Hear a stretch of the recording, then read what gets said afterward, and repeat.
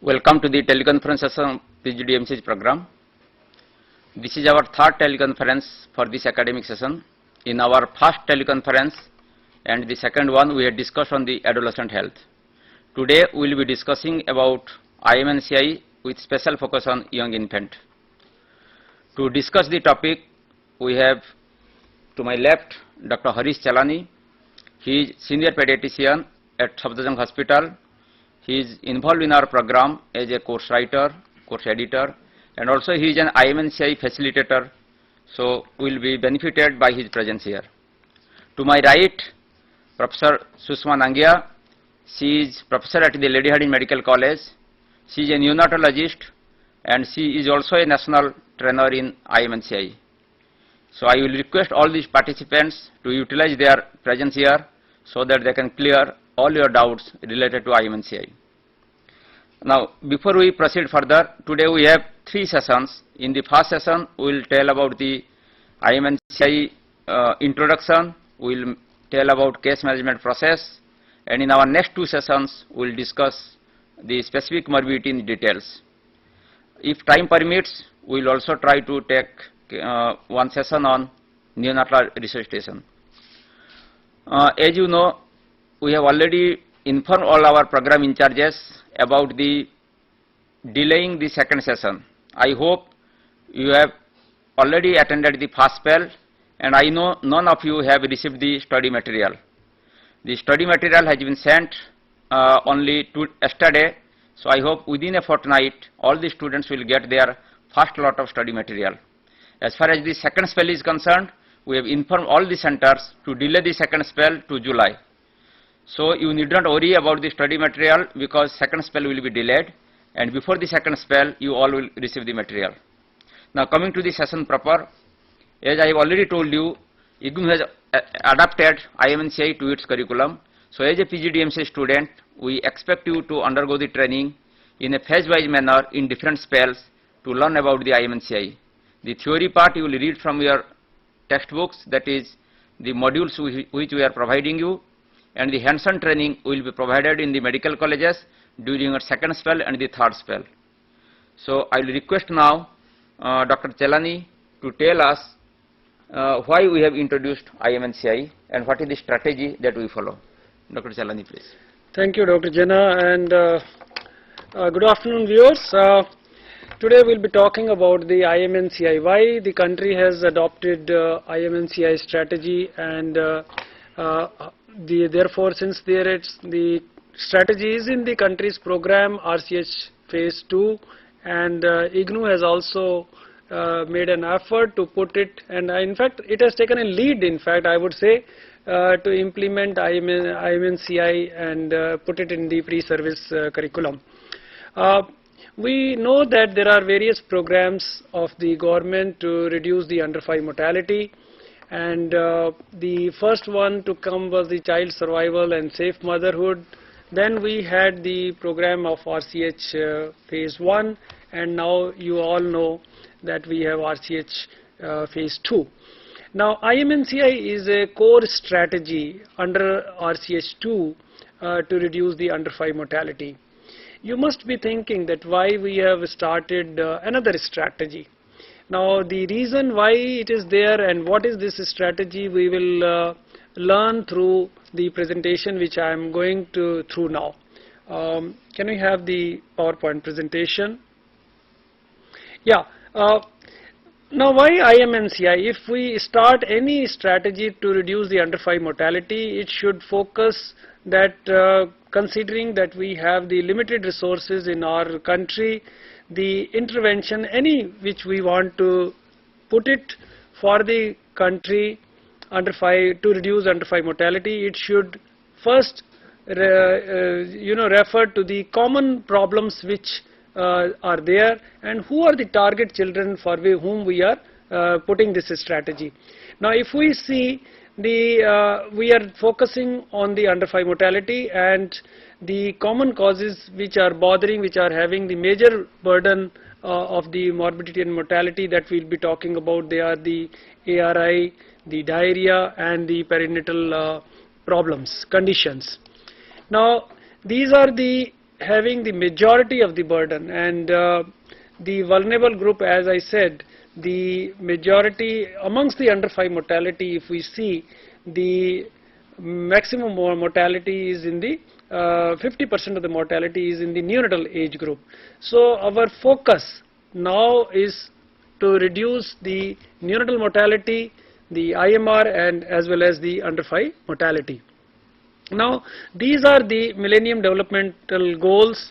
If we see the MDG 4, to reduce the under 5 mortality between 1990 to 2015, we have to reduce it by the 2/3, and the parameters to reduce this MDG 4 are the under 5 mortality, IMR, and of course the proportion of 1-year-old children. Amongst the IMR, we have the neonatal mortality and postnatal mortality. Now let us see what are our goals. By 2015, we have to reduce IMR to below 27, and if we see MMR, we have to bring it closer to 100. Though we are still, far away from these goals. If we see the National Population Policy 2010 goals, which is, and we are just 2 years away from 2010, the IMR is to be brought closer to 30, and we are still struggling at 58 our IMR, and MMR is still on an average is very high.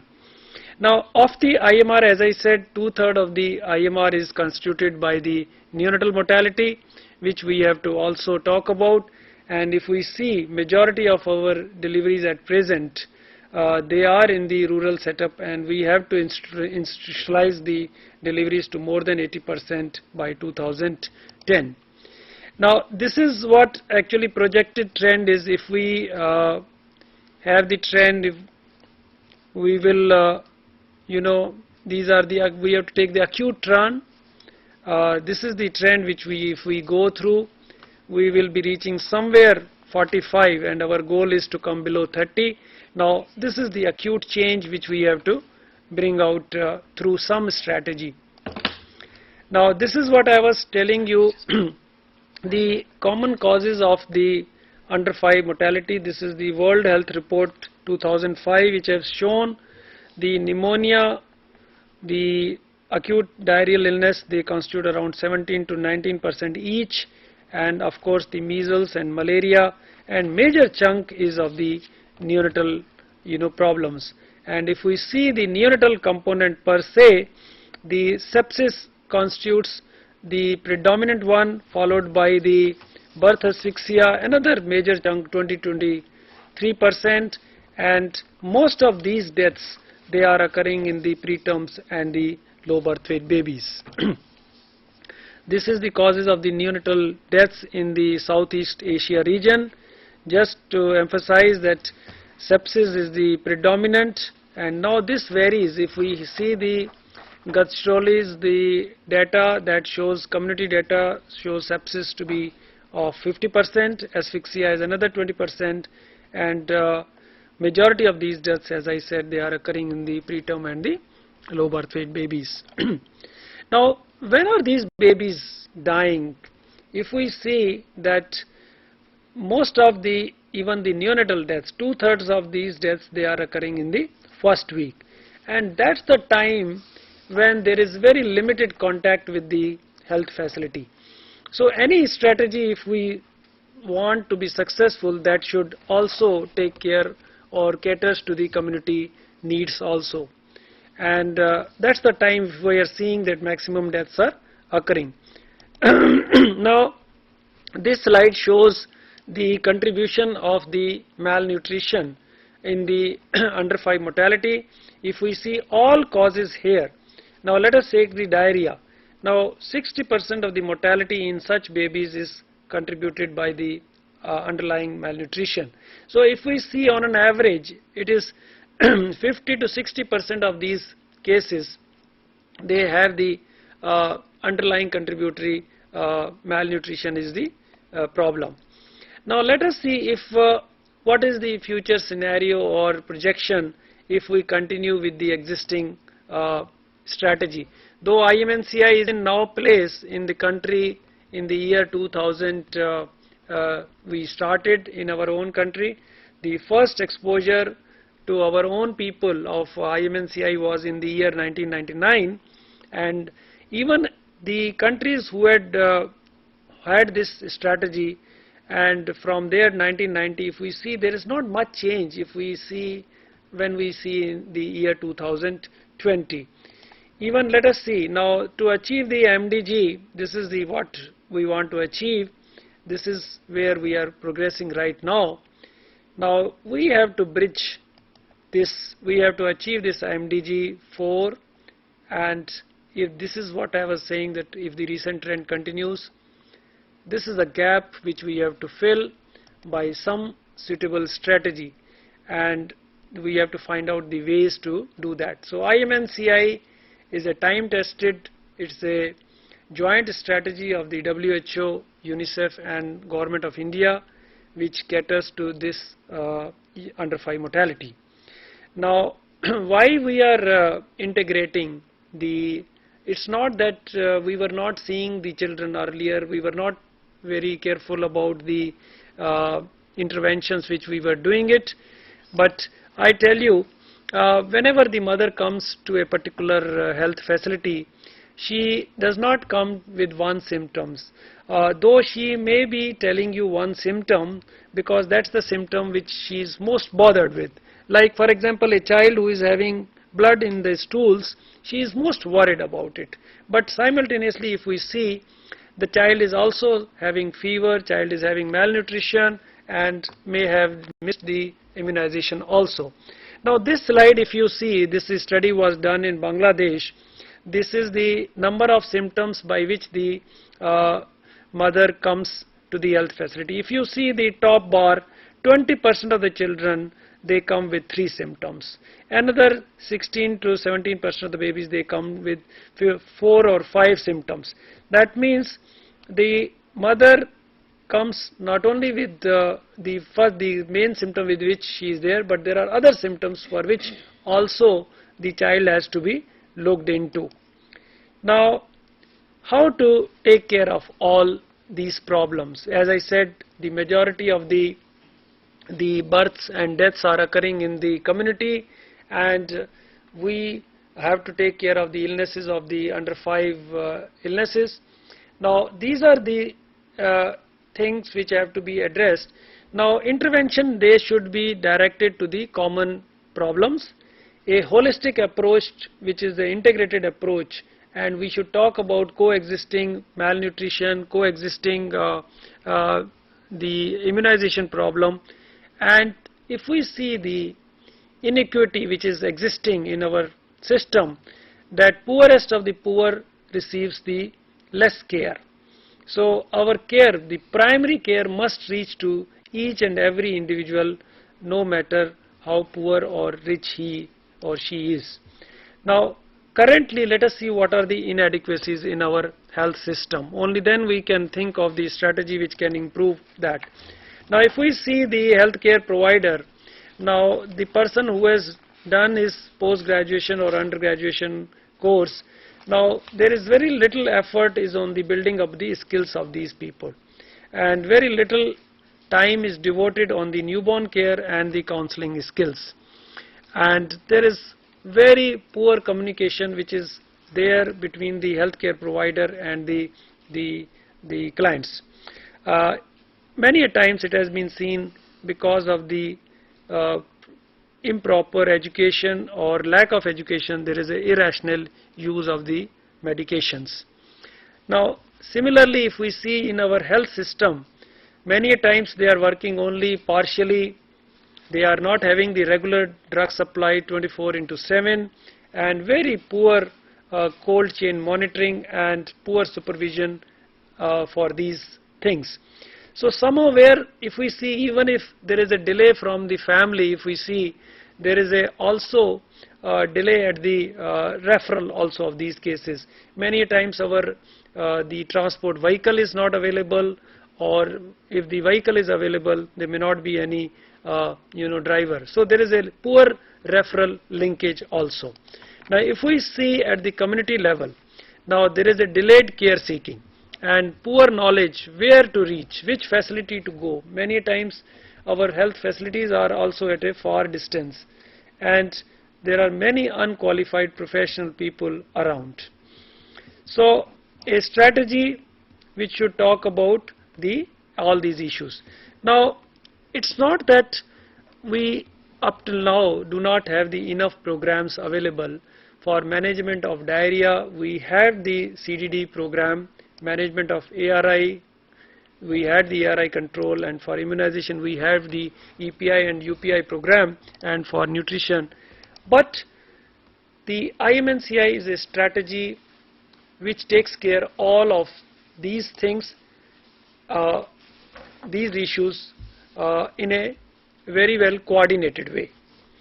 Now there are some time tested interventions which are available, like for example, if exclusive breastfeeding till 6 months is there, it reduces the under 5 mortality by 13%.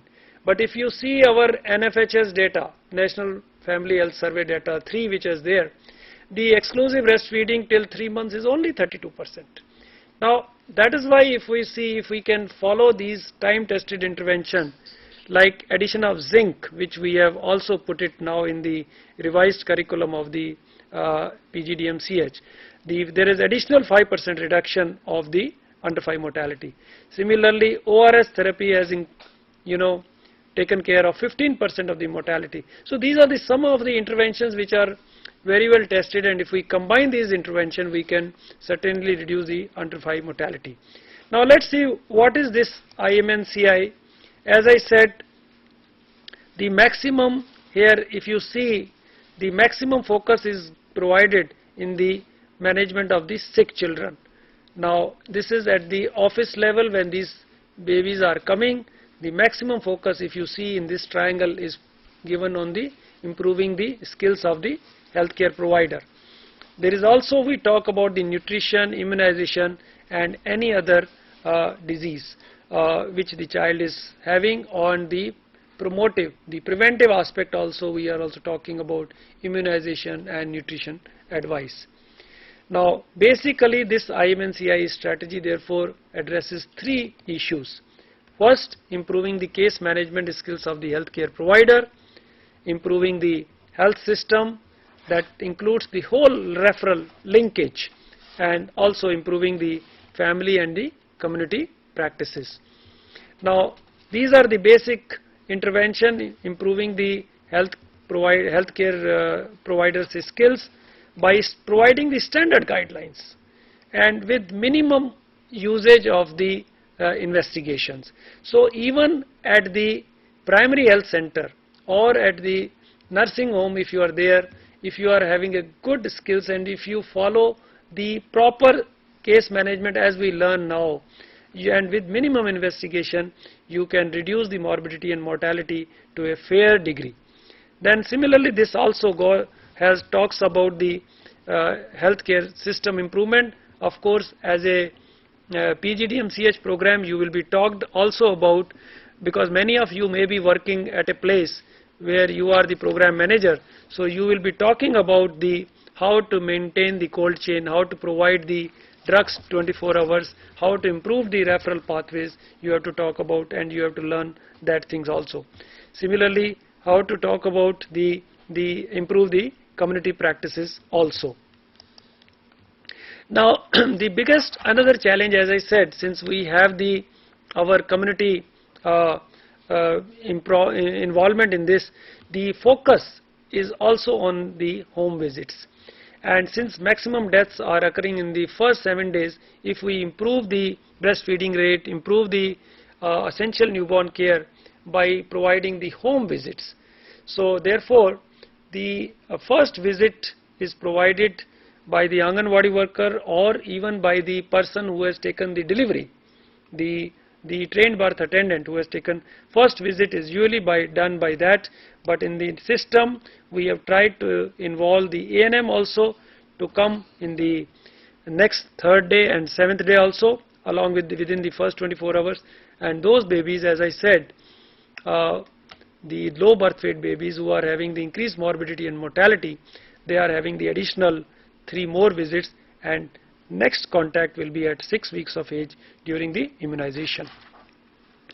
Now friends, this IMNCI strategy has also been included in the in-service training, but like you who are going through the PGDMCH program, this is also the part of the pre-service education, so that if we train more people simultaneously, we will be requiring less effort, and these are the people who have been now fresh, who will be learning everything. This we have taken into undergraduate curriculum of MBBS as well as in the PGDMCH, and it will become more cost effective, more sustainable, and because it is now going through all the educational institutions. Now till now this is the standard of teaching what we have been doing it, that a case comes, we take the proper history, we do the provisional diagnosis, we go for the laboratory examination, and then we'll come to the differential and final diagnosis.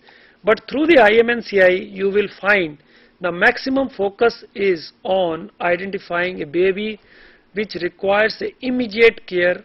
We tried in such a way to find out that this baby comes in the red zone. We'll talk about the color coded concept on little while, but a color coded concept has been put it in such a way that the babies who have the signs of the red box, they will require an urgent referral to the hospital. There are some babies who will require treatment to be given by antibiotics or drugs at home.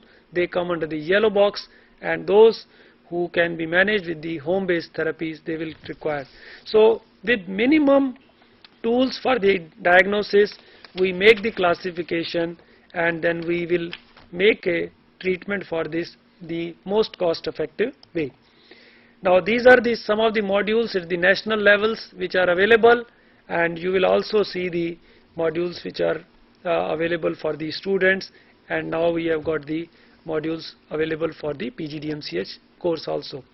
So friends, in conclusion, I would say IMNCI strategy focuses on the diseases of the under 5 children that causes the maximum morbidity and mortality. By IMNCI approach, we are not covering each and every disease which is there, which is taught in the undergraduate or DCH or MD program, but we are talking about 70 to 80% of the illness which have got the maximum morbidity and mortality. The approach is an integrated approach because there are many signs which are overlapping and they are common. So we are talking in an integrated fashion. We talk about the immunization and nutrition. And it is also important that child is seen as a whole, not is partial, that if the mother says the child has got diarrhea, you are giving the treatment only for diarrhea. We are talking as a whole, and it is a full package, and maximum emphasis is also given on improving the communication skills and follow-up of these cases. Thank you, friends. Now this is how we'll be going through. Now we'll be talking more on the young infant. We'll be learning more on that. Over to Dr. Jaina. Thank you, Dr. Chalani. Now students, you have already listened that why IMNCI is so important and why Government of India has incorporated this as a part of the RCH2 package. We have already listened that there are 3 color codes, that is pink color, yellow color and the green color. The relevance of those things we will learn in detail from our next speaker, and I will request now Dr. Nangia to tell us that what is this case management process, how the students will manage the patient through IMNCI process. So I will request Dr. Nangia to highlight that, and she will also help us to get introduced to the IMNCI chart book and the process. Dr. Nangia. Thank you, Dr. Jaina. And now we are going to review what is the case management process and what is this color-coded concept. First of all, just tell me, how are you doing the case management in the routine practice? What we do is we take the history of the patient. After taking the history of the patient, we are going to examine the child or examine the patient, and then we go on to making a diagnosis. What has been told to you till now is that we are not making specific diagnosis. Now we are trying to classify the illnesses, because as you heard, there are at least 3 or 4 symptoms with which the child comes to the clinic. So you are not diagnosing, you are in fact classifying the child's illness. So we'll look at how this color-coded process moves on. The first and foremost thing that we should know is the child a child who is up to 2 months of age, or is a child above 2 months of age? This is important because the case management process for the two is different. So we'll first look at the case management process for a baby up to 2 months of age. So I'd like you to focus on this chart and we'll go along the chart.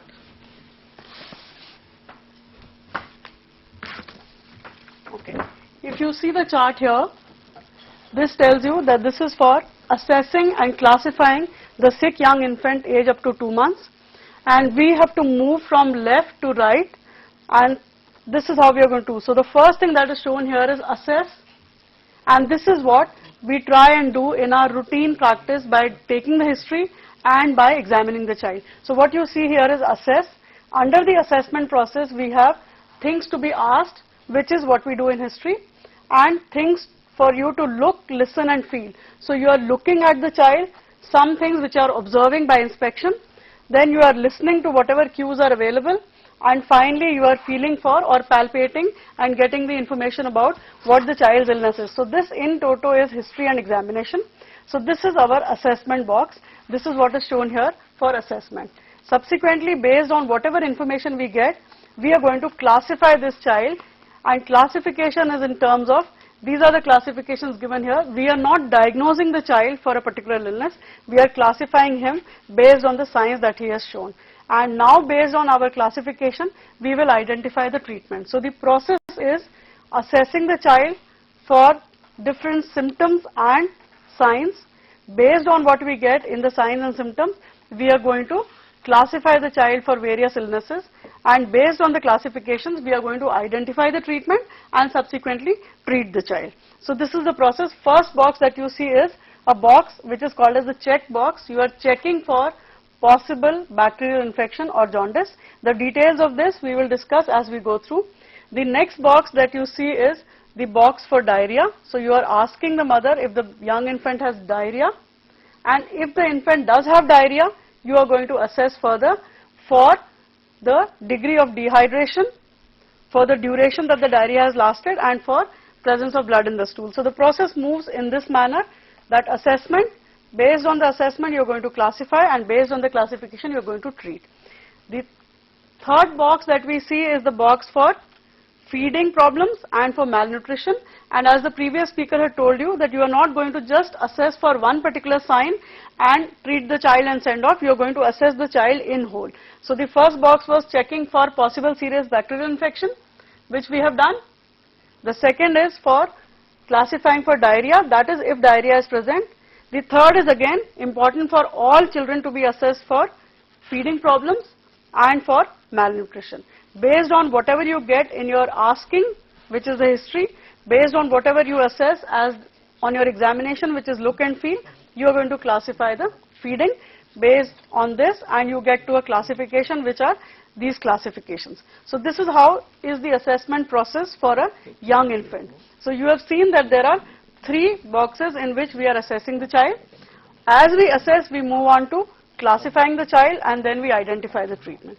Now let us look at what this color-coded concept is. Color-coded concept is based on whatever signs you have got, you are going to classify the child either as, say let's take the example of the first box. If you classify this child as possible serious bacterial infection, this you see the color is pink.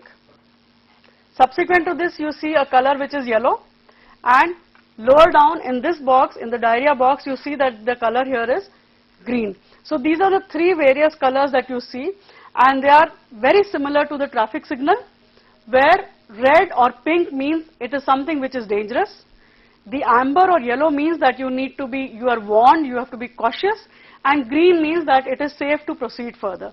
So similarly, the color coding here would tell you that this pink classifications are the ones which are red alerts, which mean that the child needs to be urgently referred to a higher center or to a health facility where he can receive the treatment for that particular classification that you've given.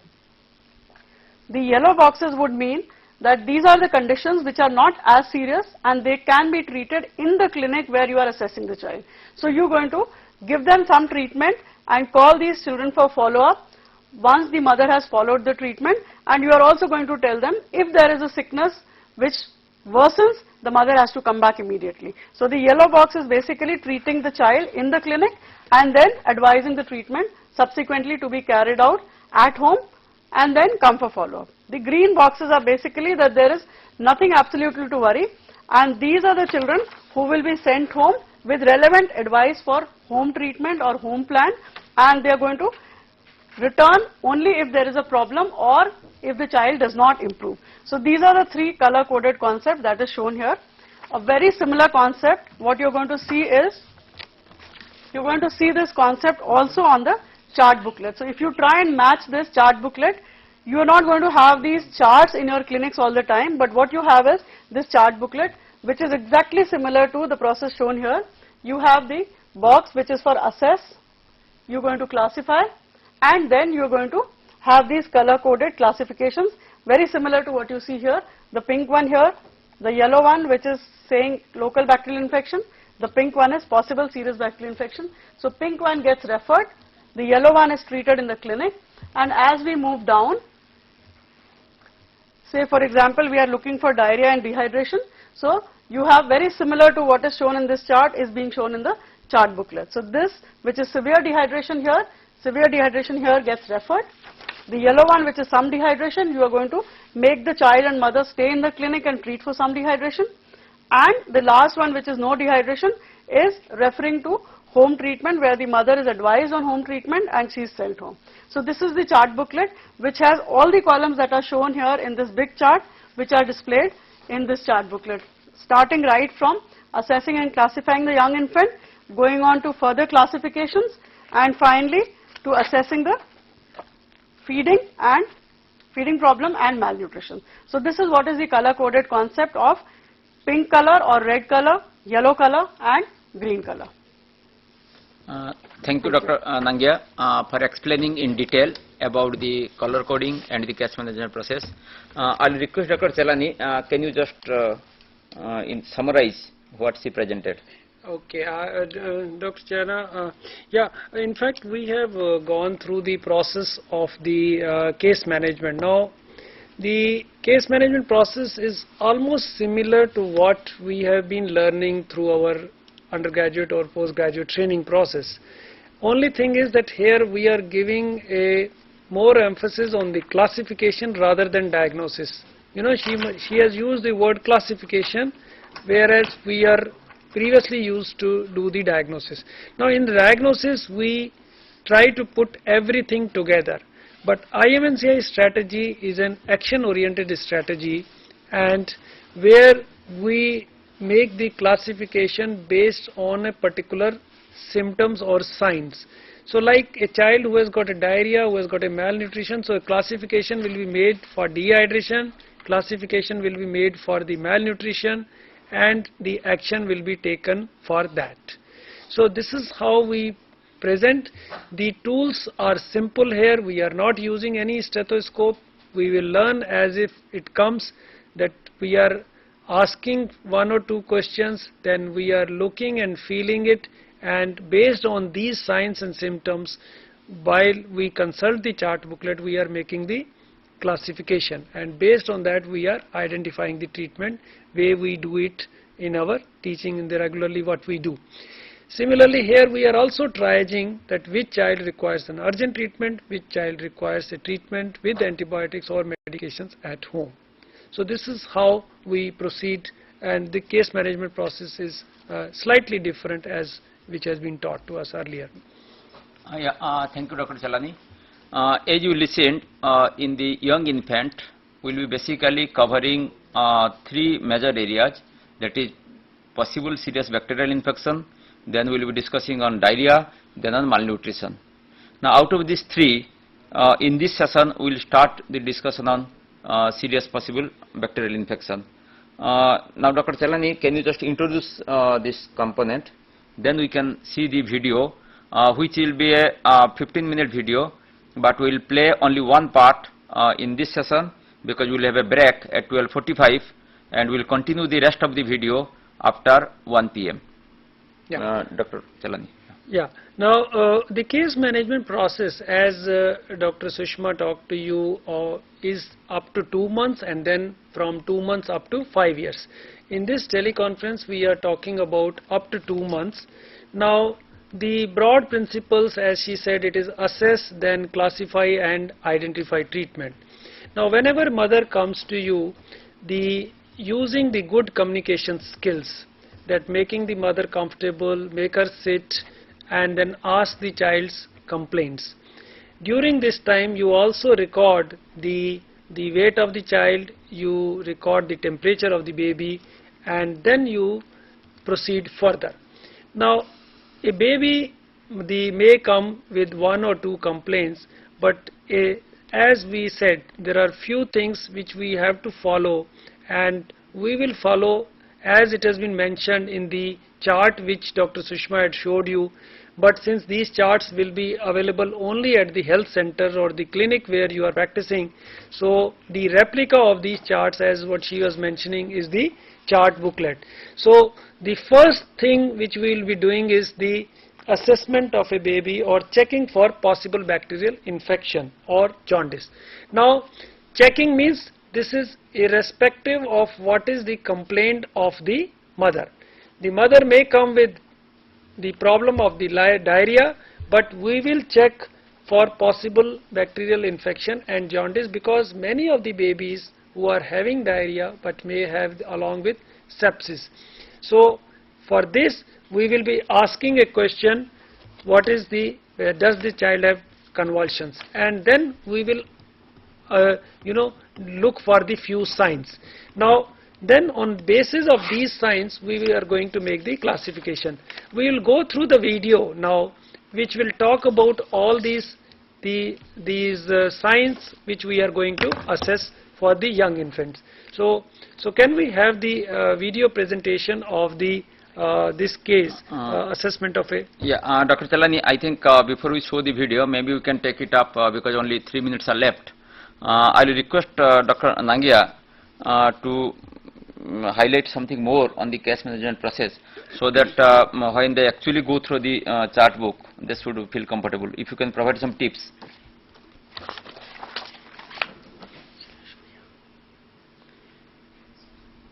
Yeah. We just talked about the color-coded concept and the case management process. What is important in case management process? What is important in the case management process is that you have assessed the child for certain signs and symptoms.